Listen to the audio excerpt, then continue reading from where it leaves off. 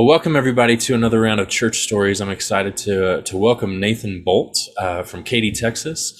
We're in the Houston area. So Nathan, thank you so much for taking time to chat with me today. Thanks, man. Thanks for having me on. Appreciate you. Absolutely. So if you would just kind of start, just give us a little snapshot of life pre-church plant and all the way up to what it felt called to get called into church planting. Yeah.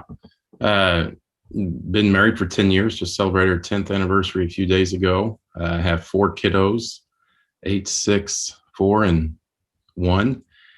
And been preaching since I was 18, senior minister of a church since then. I'm 39 now, so I guess 21st year of preaching ministry.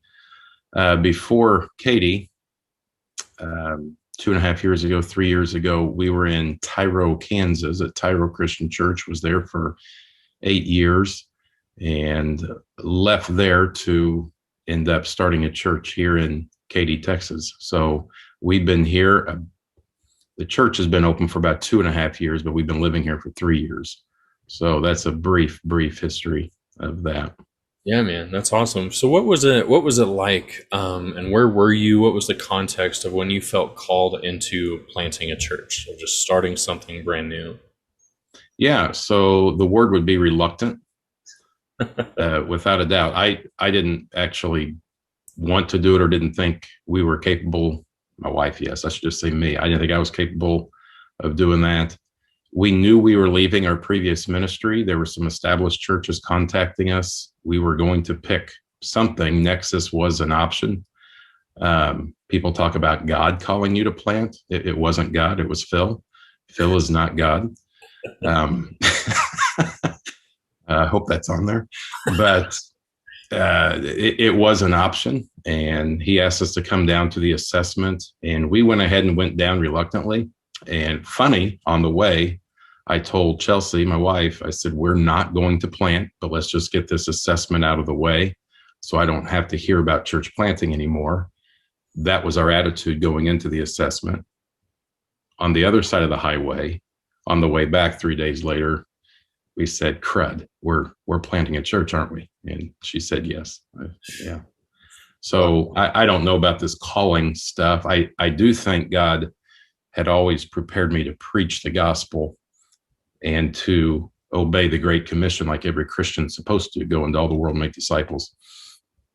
And the context can be an established church or a new church or a planted church. And right now it's a planted church. So we're excited about it. That's awesome, man. So tell us briefly just your timeline of when you launched, when you started to move, and all that stuff. Yeah. So November of 18 was soft launch. January of 19. Yeah, January 2019 was the grand opening. So that would be about 2.5 years ago. Of course, 6 months or 7 months we didn't meet for COVID. So I guess we've been open on Sunday mornings for 2 years worth of church services. Then last Sunday, we had our first church service in a permanent building that we purchased. So we went from portable to not portable last week, and it was nice.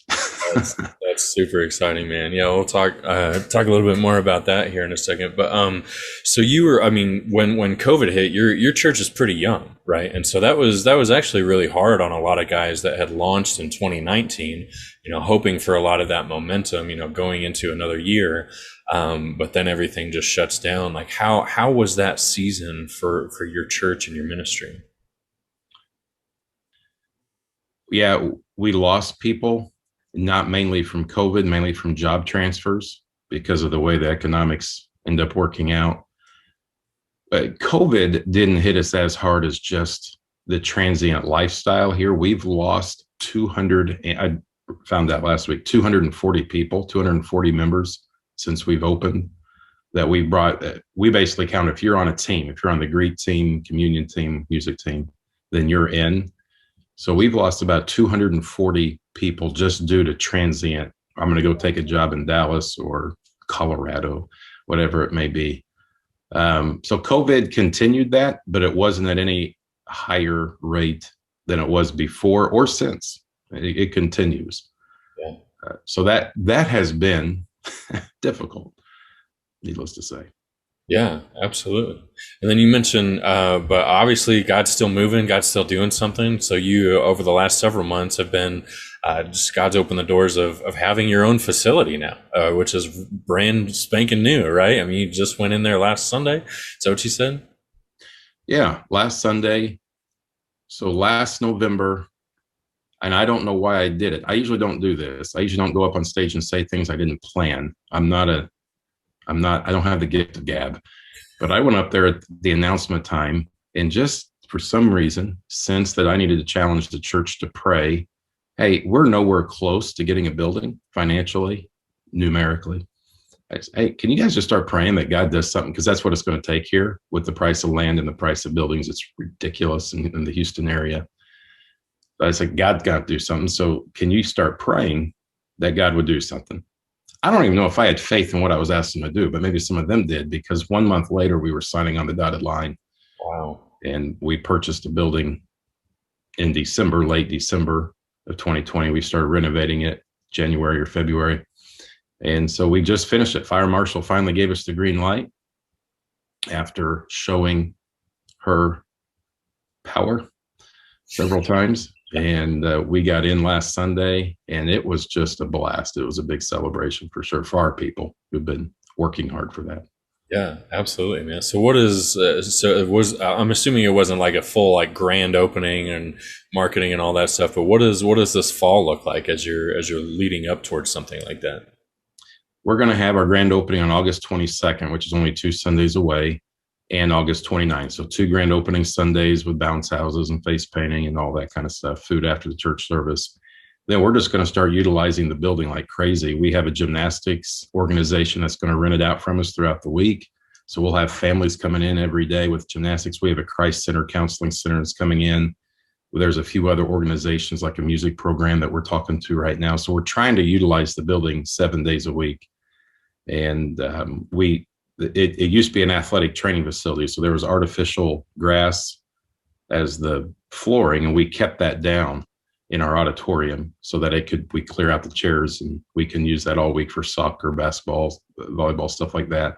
We're going to have movie night in there. We got a big LED video wall as our screen. So we're going to have movie night in a few Friday nights for the community around. So we're just going to start utilizing it like crazy in that, which is something we haven't been able to do as a portable church. As you know, and most of the listeners know, that's hard to do when you're portable. So we're excited. Yeah, no, that's fantastic, man. So I mean, that was a pretty big faith step for you. I mean, from moving from last November and stepping on stage and doing what you felt God led you to do. What has been maybe some other checkpoints as far as what has been the thing that you've loved the most over the last 2 years from starting something new and just the everything that comes along with that, the good, the bad, the ugly, the uncertain, all of that type of stuff. What is the best part for you over the last couple of years? I'll give two answers to that, if that's okay. The first one is without a doubt family, being able to set my own calendar. We have elders, but they haven't set a office hour list. And this was, to give context, my previous senior minister job in Tyro, it was not uncommon for the first evening for me to be at home was Friday night. It didn't happen every week, but it happened way too often, where every night, every day working. And this, we still laugh about it. Hey, I'm home for dinner. This is neat. This has been such a joy because that was so unhealthy. So starting off, this is what it's going to be because we're starting it. And this has been so healthy for our family. And so when you ask me what my favorite part is, hands down, that's it. That's it. I set my own schedule and still get the work done. The second part is, for me, the kind of work. I simply want to reach lost people. And that is what it is. At a church the size that I was at earlier, there was so much churchy Christian work where we did not know many lost people. We did not have relationships with lost people because I was busy doing the next church thing and then the next church thing and the next church thing. So we have designed our work week around developing relationships with lost people. That's all I've ever wanted to do in ministry. That's it. And I can now. And nobody can say You're not doing well. We get to do that. That's exactly the ministry we've always dreamed of. So it's going to be hard to ever turn back and go back to the old, and maybe we won't. But that's the two things that we've enjoyed the most: the family and just focusing on people far from the Lord. Man, it's fun. That's what I dreamed of. Yeah, that's awesome. Do you have a story, especially about the second one, of maybe somebody that's a person or a family or something that has just been that God has radically got a hold of over the last couple of years? So about 80% of our church was non-church before they came. We had a few middle-aged men. I'll tell the story of our welder, I guess.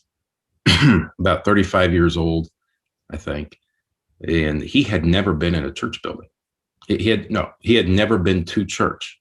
He had never attended a church service, which I thought he was lying to. I thought, well, really, that's not possible in this country at this point.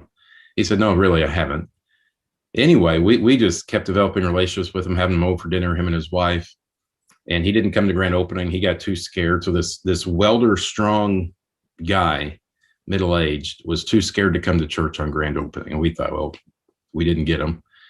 And it was about 3 months later, I assumed he was never going to come, but we were going to stay in connection with him. He walked in like a nervous little girl into our church service. But I guess because I knew the background, I will never forget that moment. And I just remember sitting there singing during the song service and seeing him come in, and what my heart felt like. He did it.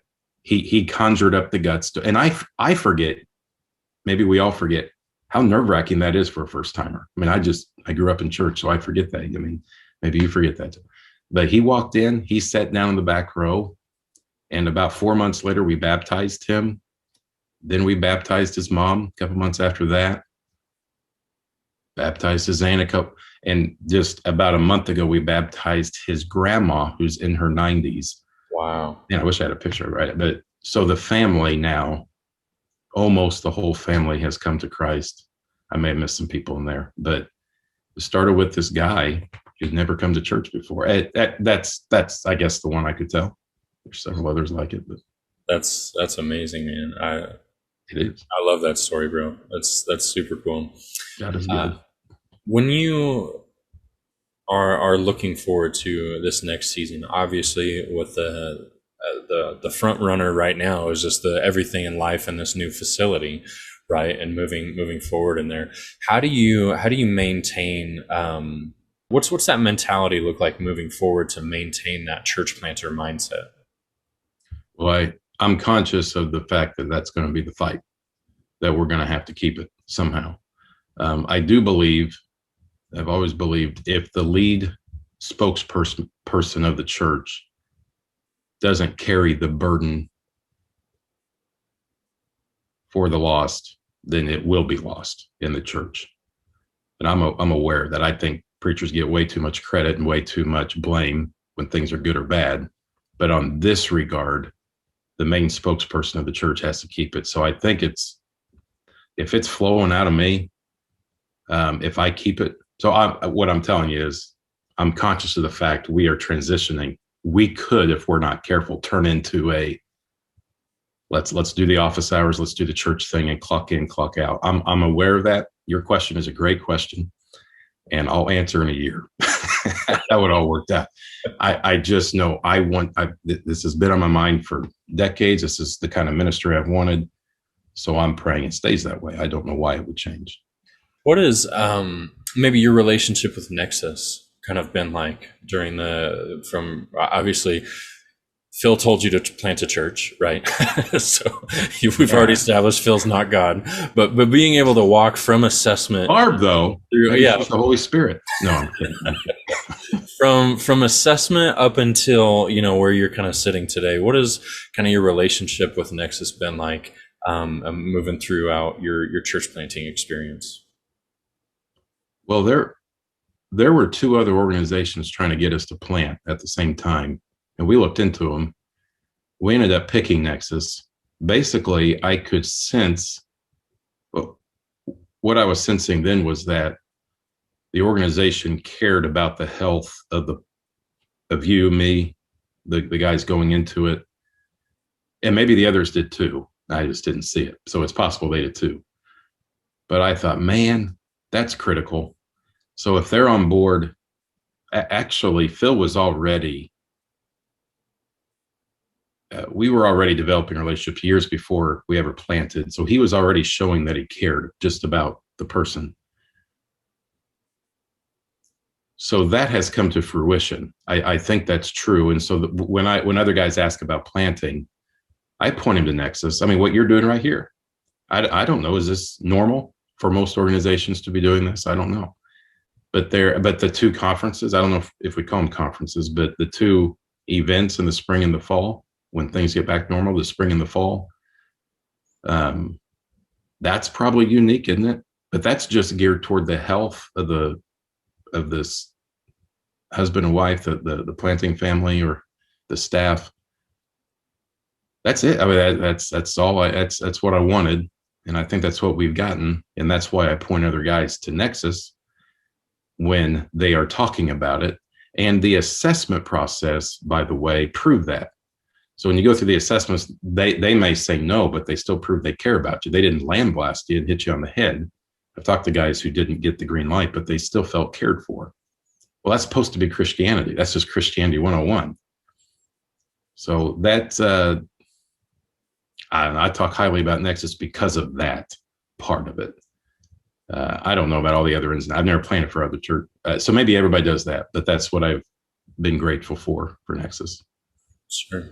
Well, good, man. Well, what's the one thing that you're just most excited about for this next season of life?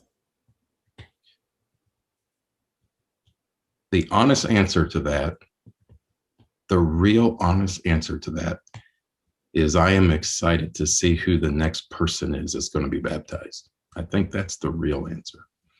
But that's so churchy of an answer. I'll try to come up with another one. That really is the answer. I just keep waiting for the next one, the next one, the next one. Yeah, no, that's fantastic, man. I mean, because that's just your heartbeat for lost people, and keeping that at the front and center, especially moving into your facility, just like you were talking about. That's an awesome answer, man. But you were, yeah. Okay, we'll go with that one. Add another one. Well, I am curious how we're going to do with utilizing the building for people who have, like that welder who's always been nervous. Will we be able to utilize that in a way as a community light, a lighthouse? Maybe, I don't know how to describe it. I will be curious if we do that well. But that's what I'm excited about. Yeah. Okay, good. Well, how can we be praying for your church in this season right now? Is there anything else other than the facility transition that's kind of major on the forefront of where you guys are at, or is that pretty much everything right now? My awareness right now is that, and I don't think they will, but I'm aware of it, that our church may lean back and go, okay, we've made it, and then just start coasting. We've done it. We're now a church. I'm very aware of that. I don't know if I'm nervous about it. I preached on it last Sunday just to get it off my chest. But I would be praying for that our people stay tuned in and leaned in and urgent. They feel the urgency that really, I think this thing is just starting with all the work we've done. It's just starting, and the best is yet to come. So that would be the request for prayer. Awesome, man.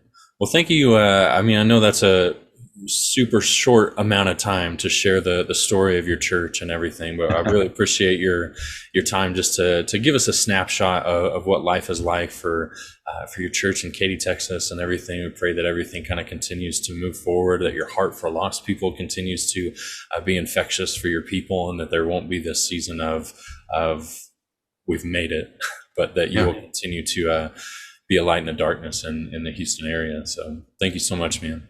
Hey, I'm a big fan of you, the organization, and everybody who's in ministry that's watching. I'm a big fan. So thank you.